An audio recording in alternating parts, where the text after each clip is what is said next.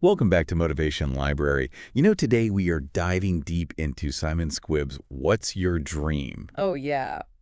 And this book, it's just packed with inspiring stories and practical advice on, finding your dream, loving your work, and building a richer life. I love it. And it's so cool because... And you know what's so great about it is Squibb doesn't just, preach at you. Yeah. He actually shares his own, crazy entrepreneurial journey. Totally. The failures, the unexpected turns. Yeah. Which I think makes his advice so much more relatable. Absolutely. I mean, we've all been there, right? Yeah. We've all had those moments where we're like, what am I doing? Oh, totally. So today we're going to unpack all the golden nuggets from Squibb's own journey. Okay. And the inspiring stories he shares. Mm-hmm. So get comfy, grab your favorite drink, and let's dive in. Sounds good. Okay, so Squibb starts off Yeah. by tackling some common myths about life and success that often hold us back. Yeah. Yeah, totally. And one of the big ones is this idea that the harder you work, the more successful you'll be.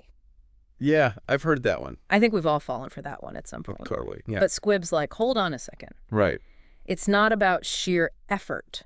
It's about working smart and aligning your work with your passions. So true. And this makes me think of Jamie Oliver. Okay. His restaurant chain, it collapsed a while back. Yeah. But he didn't just give up, he found a way to reinvent himself.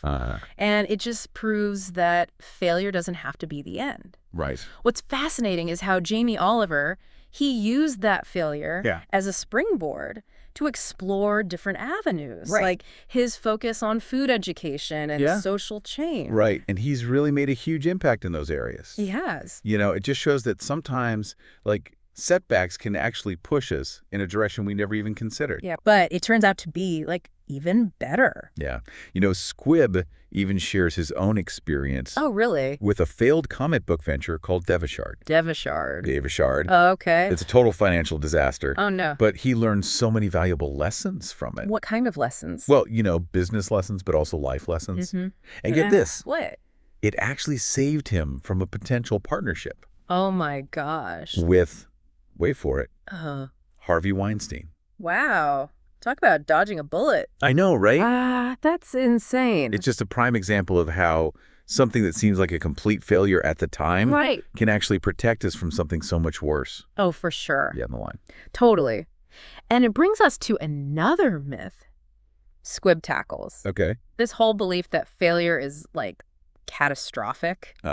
He kind of reframes it. He's like, look, failure is actually a stepping stone to success. It's a chance to learn and adapt. Right. And come back stronger. It's funny because we always celebrate those overnight success stories. Yeah. But we rarely talk about, the failures. The struggles, yeah. The struggles that, paved the way. It's so true. Right. Yeah. And Squibb is really emphasizing that failure, it's not the opposite of success. That's part of it. It's part of the process. Yeah. It's like you got to break a few eggs to make an omelet. Exactly. And sometimes, those broken eggs, they lead to this whole new recipe that you never would imagine. Right. And speaking of recipes for happiness, Squibb also challenges this myth that material possessions equal happiness. Okay. He talks about, buying a Porsche after selling his company, thinking it would bring him joy. Right. But he ends up worrying about every little scratch and ding. Oh, I see. Yeah. It's funny how we can fall into that trap thinking that, a shiny new car or that bigger house. Or a new wardrobe. Yeah, new wardrobe. That's what I did. Oh, right. When I got my first big promotion, I was like, I need a whole new look. Yeah. But looking back, it was just me trying to project an image. Yeah, project an image of success. But it didn't really change how you felt inside. No, not at all. And that's what Squibb's getting at. He's saying that real fulfillment comes from pursuing our passions. Not accumulating stuff. Exactly. Yeah. And he argues that everyone has a dream. Okay. Even if it's buried. Under layers of fear and self-doubt. Under layers of fears, self-doubt, societal conditioning, I feel that. He shares a story about Delon. Okay. An aspiring Twitch streamer he met working at McDonald's. Oh, wow. And Delon was so afraid to even admit his dream out loud. Really? But once he did, Yeah. he found unexpected support from the people around him. That makes me think about how important it is to share our dreams. Yes. To actually voice them. Yeah. Even if it feels really scary. Because sometimes just saying it out loud can help us break down those internal barriers. For sure. And attract the support we need to take that first step. And Squibb contrasts traditional goal setting with this whole idea of the power of dreams. Okay. Goals are often like short-term, focused on specific outcomes. Right. But dreams, they give us this like long-term vision that can sustain us through challenges. I love that. And he uses Malala Yousafzai's story as this like powerful example of how a dream can anchor us through adversity. Yeah. She was shot by the Taliban.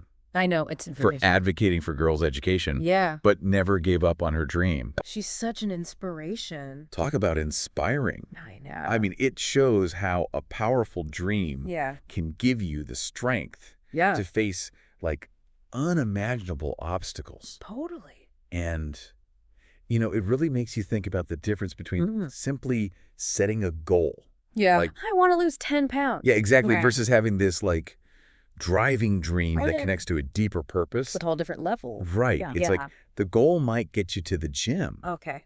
But the dream is what fuels you when you want to quit. So true. And Squibb's own turning point came after selling his successful design agency, Fluid. Okay. He'd achieved like financial success. Yeah. But he felt empty. Really? Like something was missing. Wow. And that's when he started this quest to understand the importance of dreams. That's amazing. And help others uncover theirs. That's really cool. Yeah. It's a powerful reminder that external success doesn't always equal fulfillment. For sure. Sometimes it takes like hitting a wall to realize we need something more. Right. Something that truly aligns with our passions and values. Passions and values. Yeah. Okay, so we've busted some myths. Yeah. We've recognized the power of dreams.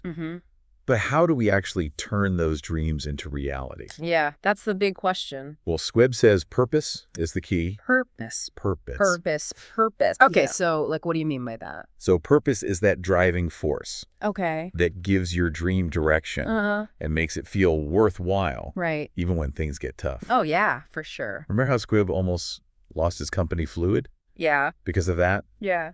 Like crazy high staff turnover? Oh, yeah. That was a tough time for him. And he realized they were missing like a shared purpose. Okay. Beyond just making money. I see. It's so easy to get caught up in the day-to-day grind and lose sight of why we started in the first place. Yeah, I've been there. But when you have like a strong purpose, it's like a compass guiding you back. Oh, I like that. To what truly matters. It's like a North Star. It's like a North Star, exactly. Yeah.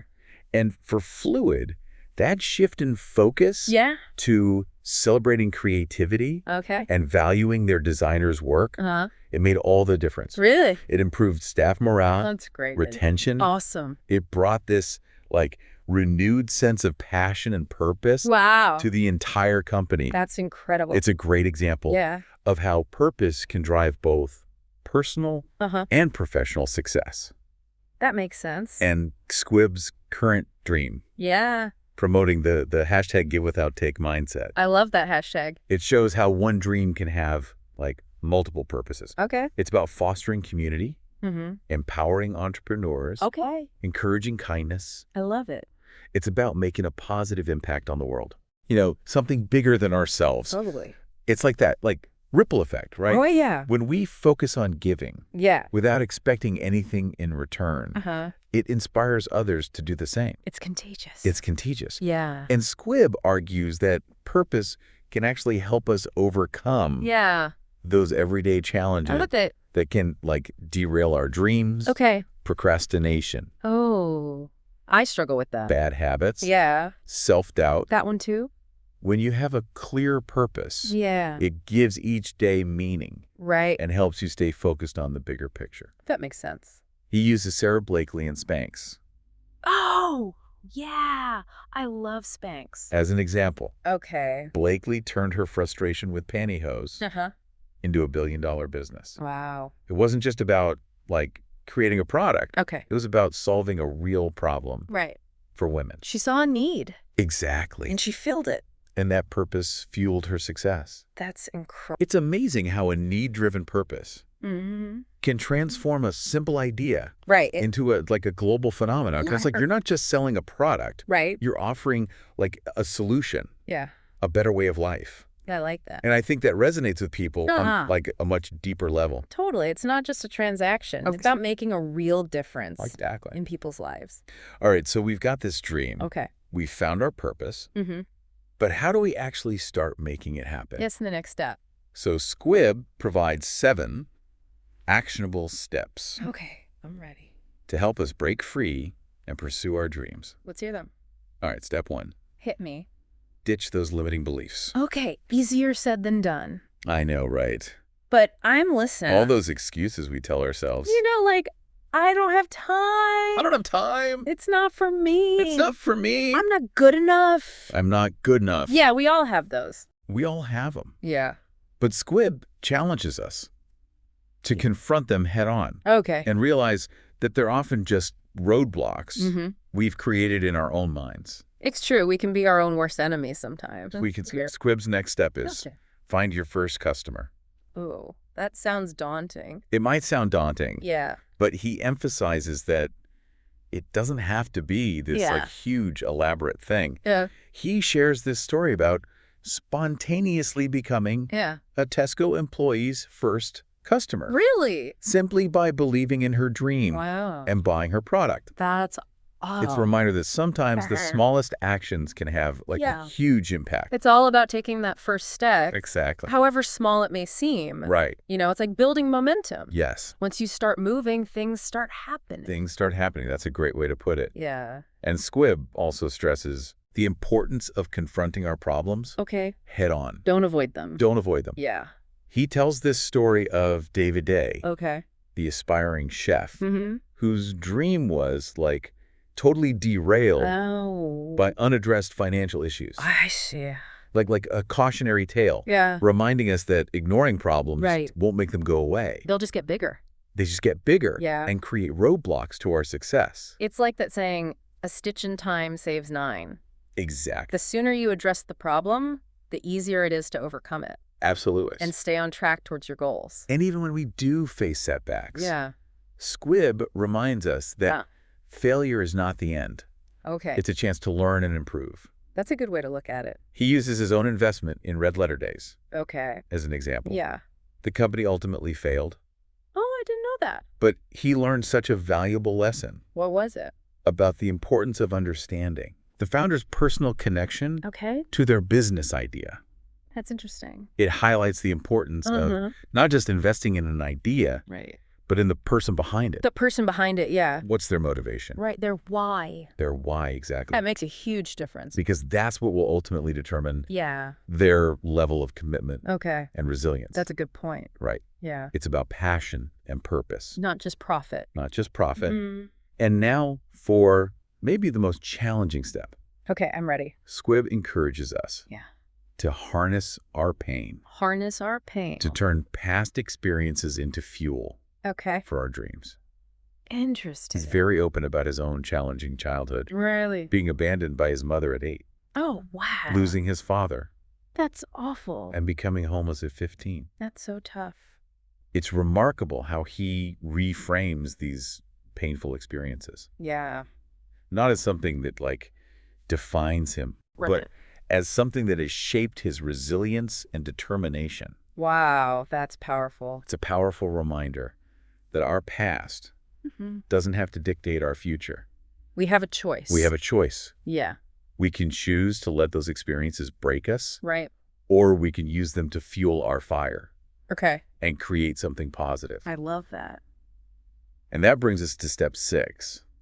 Free yourself. Free yourself. Squibb debunks the myth that starting a business requires a fortune. Right. He encourages us to think creatively about freeing up time and finances. Okay. Reminding us that we have more resources available than we realize. We just got to look for them. You got to look for them, right? Yeah. He's a big advocate for starting small. Okay. Bootstrapping your way to success. Makes sense. He even did free work for Fluid's first client. Really? Which led to a 16-year relationship. Wow. That's amazing. It shows that sometimes taking a leap of faith and demonstrating your value can lead to unexpected opportunities. It's about being resourceful. Totally. And finding creative solutions. Oh, makes sense. Not letting limited resources hold us back.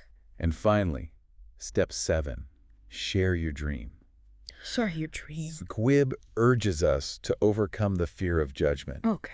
And vocalize our aspirations. Sometimes that's the hardest part. I know. Putting yourself out there. He shares the story of Sam, who started a catering business. Just by sharing her dream with others. Yeah. She found immediate support. Really? And even landed her first customer. Just from sharing her dream. Just from sharing her dream. Yeah, it's incredible. It highlights the power of community and connection. Yeah. We don't have to go it alone. Right. Sharing our dreams can create a network of support and encouragement. For sure. Which can make all the difference. Absolutely. When we're facing challenges. So to recap, we've talked about ditching limiting beliefs, finding our first customer, confronting our problems, learning from failure, harnessing our pain, freeing ourselves, and sharing our dreams. Those are the 7 steps. These are the steps Squibb lays out for unlocking our potential and taking action. Exactly. But how do we go from this initial spark Yeah. to actually building a sustainable business? That's where the real nitty-gritty comes in. Okay, I'm ready for the nitty-gritty. Squibb doesn't just leave us with inspiration. Okay, good. He provides a practical roadmap Awesome. for turning our dreams into tangible reality. I love that. I love that. I love that he gets into the specifics. Yeah. Because it can feel really overwhelming to go from, I have a dream, to I have a business plan. Yeah, like where do we even begin? So where do we even begin? Well, he starts with defining your business model. Go ahead. What are you selling? Right. Who's your target customer? Yeah. How will you generate revenue?